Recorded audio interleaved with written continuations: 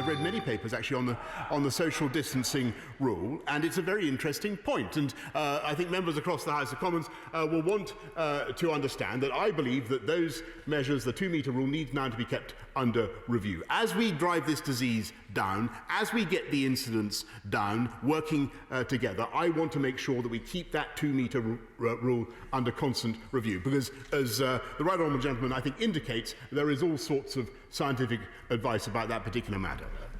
Ian Blackford.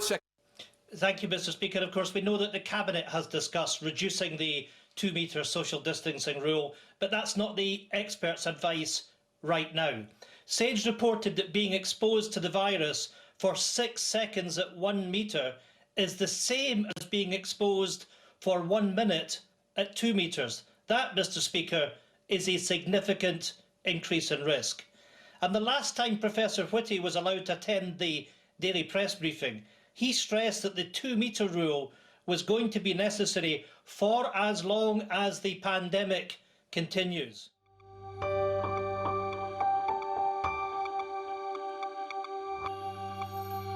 The 2 metres is not a rule.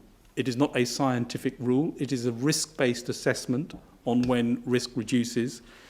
And the risks are associated with distance, so risk falls after 2 metres, time, what mitigating factors you can put in place, which include things like whether you're sitting side by side, back to back, or face to face, whether you've got face coverings, whether there's ventilation and other measures, and the absolute risk, i.e. the number of people who've got infection at any one time.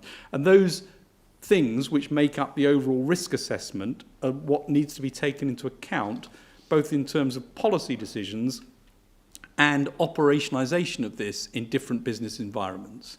And so, wrong to portray this as a scientific rule that says it is 2 metres or nothing. That's not what the advice has been, and it's not what the advice is now, and a series of measures explaining under what conditions the risk may differ with different distances, time, mitigating factors, and the absolute risk.